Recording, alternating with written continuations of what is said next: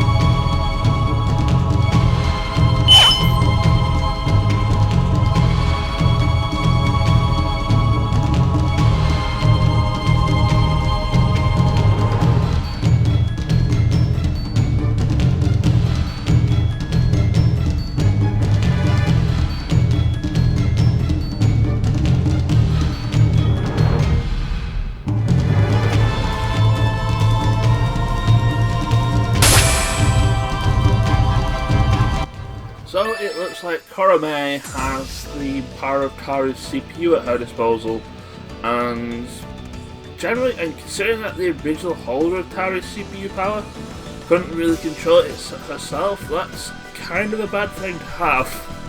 But anyway, it's unlocked Depths of the Heart here. This is the final dungeon for Good Ending, and I'm going to actually start off by deploying my decent scouts there straight away.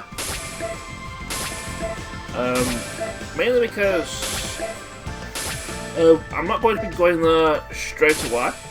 I'm actually going to do the other things that I want to do. Specifically, I'm going to put those 228,000 credits that I've been building up to Goose in order to assist in New Game Plus. And basically I'm going to show you how that's going to be a thing. And just as soon as I've got to sign everybody out. You need to be there, you can take that on that. Actually, yeah, I do want that, because I need to rank you up in a minute.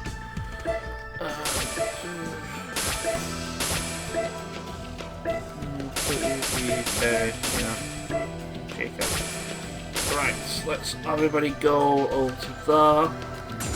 I probably should rebuild whilst I'm here. Oh well, it doesn't really matter. I know I've definitely got enough money to me. But to do the root build and do whatever else I need to do as well. So, grab that, 6,000 credits, pocket check. And hopefully by the time I come back to Hyperdimension, all the scouts will be doing a report. But I'm actually going back to 0 Dimension, I'm specifically going back to Uzume's base. Because we have the CPUs back together for everything we need to do, we can actually start investing, and you can also invest in 0 Dimension and in Hyperdimension here. And I need to do some investing in 0 Dimension now to help out New Game Plus. So I will meet you there because I encounter a thing still. So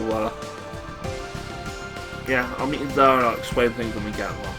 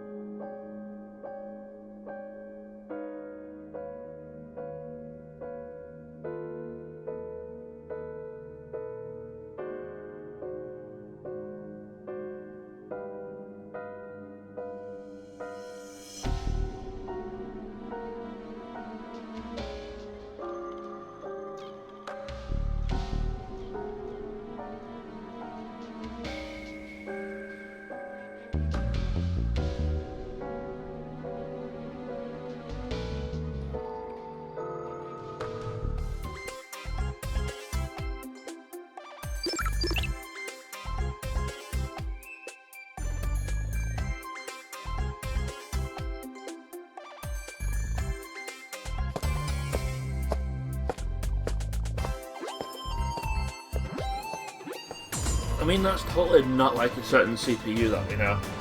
Anyway, that cutscene only happens if you have the Millionaire DLC, so this leads into a bunch of cutscenes that happen, I believe, in Hyperdimension, leading up to a really hard boss fight in Hyperdimension. Fortunately, everything is optional, and I don't think there's anything really worth doing as far as those optional things go, especially since the inevitable boss fight is actually really difficult and I don't really want to do it. But anyway, the reason why I'm at Uzume's hideout is because I want to invest. Specifically, I want to invest in public relations, and I want to max that out. Oh yeah, with public relations in Hyperdimension and 0 Dimension, you don't get shares for it. But you do still get useful things. You get like scouts and processor parts and stuff. But the main prize I want is going to be at level 10. I'm actually going to skip the advanced, like you get processor parts here. The Uranus set of processor parts are for the CPU candidates, and equipping all of them, I believe, is a +7 to all stats. The black-orange CPU set is for Uzume.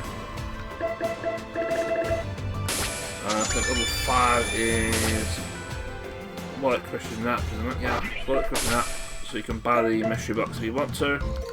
I've got plenty of money, so I'm going to buy it. Public Relations 6 is the only one you can't really skip because it's Quiz Millionaire, so you kind of have to do this one. All the questions are specifically about, for Zero Dimension, they are specifically about Uzume / Orange Chat. And actually some of the prizes that we get here, if you get the questions correct, are actually pretty useful because I believe one of them is 16 Evonium and I need some Evonium. First question, what colour is the triangle attached to Orange Chat's chest? It's grey. You might think it's like the triangle thing on the top. It's actually talking about the one slightly underneath. So yeah, that's an easy way to get caught out there and losing Millionaire. You do need to answer all of them correctly for an achievement and 1 million credits. Not that you really need it with what we're going to be doing. Second question, which leg of mine can you see a black and orange sock? It is her left leg. And I believe that is the Evonium. No, it's not. It's the third part of the Evonium. Time bangle still back though. Which way is the swirl in your tire megaphone orientated? It is a left swirl, just like the Dreamcast was. Since you are essentially the Dreamcast. Wait, where do I get the Evonium from? I know I get Evonium from somewhere. I thought it was Millionaire. I think it's actually one of the investment prizes, so yeah, it's kind of worth it to do it.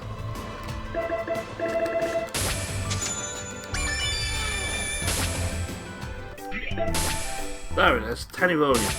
We only need, I think we only need 4. Oh, it's 3 and we only get like 2 if we have DLC and such. Light gives us a bunch of energy minutes which we will actually put to use. Level 9, I believe, gives you the Bluecast processor part for Uzume. Yep. Complete set of them. But rank 10 is the one that we want. Rank 10 is the maximum a thing can do. We'll actually should make a note here.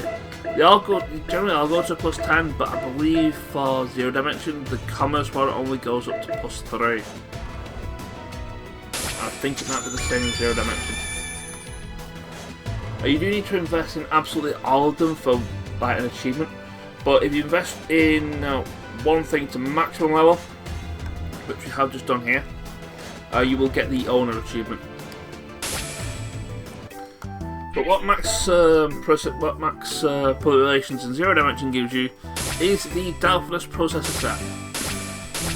Now the Delphinus Processor set is a pretty decent processor set for the CPU candidates. I believe if you equip all of them, it is a +70 to all stats. And let's check the model. Looks a little bit like that. I believe it's a reference to one of the boss monsters called the Delphinus. So yeah, that's kind of what it looks like. I think it was in Rebirth 2. While I'm here, I'm going to show off the Uranus. I like giving it to Nepgear anyway, so there's that. It's a +12 to all stats, and oops. Don't give us that one. I want to check the model. Looks like that. Kind of looks like a different version of Uzume's sat, like standard sat. But that's just me. I'll keep that on you. Even though I'm probably not going to be using you anyway. We're just going to stick with the main 4 CPUs pretty much the rest of the game. But the main the main deal here with the Delphinus Processor sets is, well, how much they sell for. As we go to selling them, they sell for 50 million credits each, which means selling them all gives you 250 million credits, which is more than enough for us to do absolutely everything that we need to do, whether it's buy weapons for everybody, and doing everything we need to do to get true ending. We can do that. It's a really simple thing.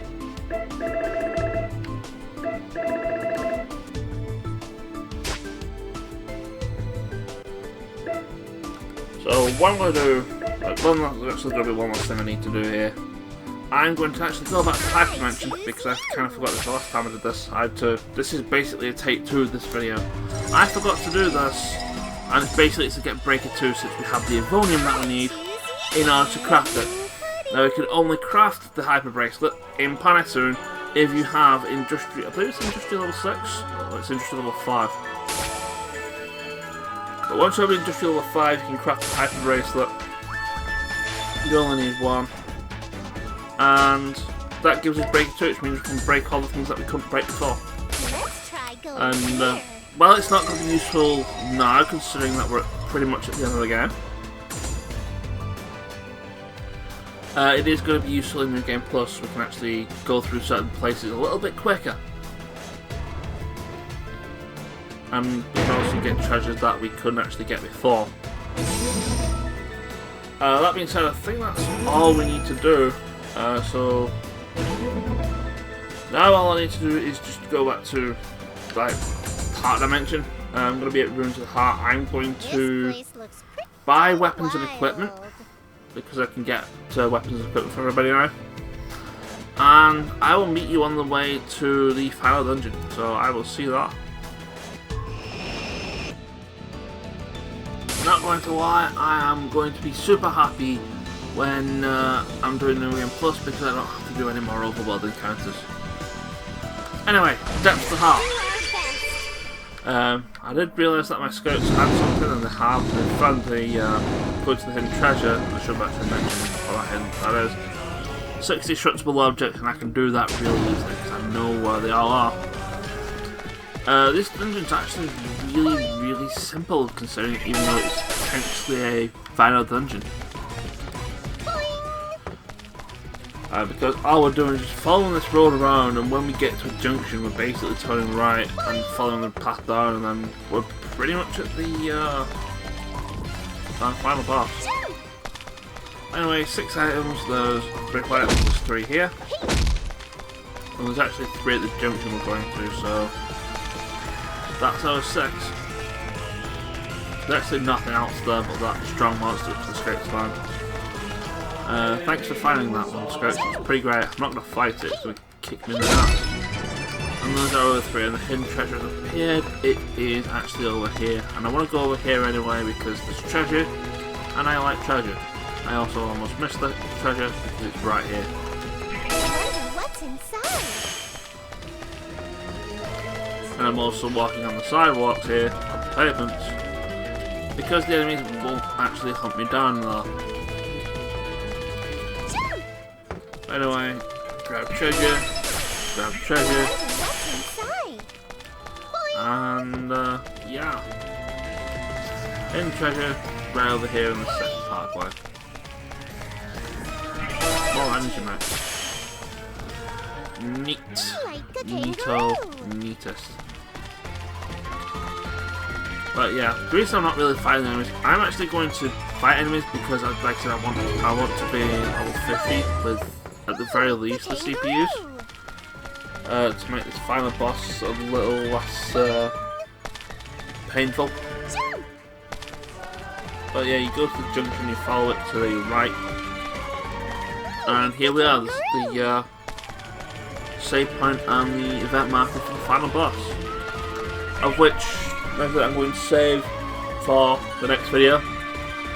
This video is probably going to be a little bit short. In fact, I might just do a little montage of me fighting some of the enemies here while I'm around. Some of them I'm probably not going to the time of day, like the paper pine guys. I don't like them because I believe they do. I mean, they drop status elements on you, but I know the one of them is like doing your shadow hold specifically with these ones. There's also the I think they're called paralyzed doggers, can inflict stun, and everything else is not really anything much to write home about. They all die to a ton of skill anyway, so there's that. So yeah, I'm gonna montage killing some enemies. I'll be back at the save point at level 50, and in the next episode we're gonna be taking on the final boss. So take care, and I will see you guys later. Ciao.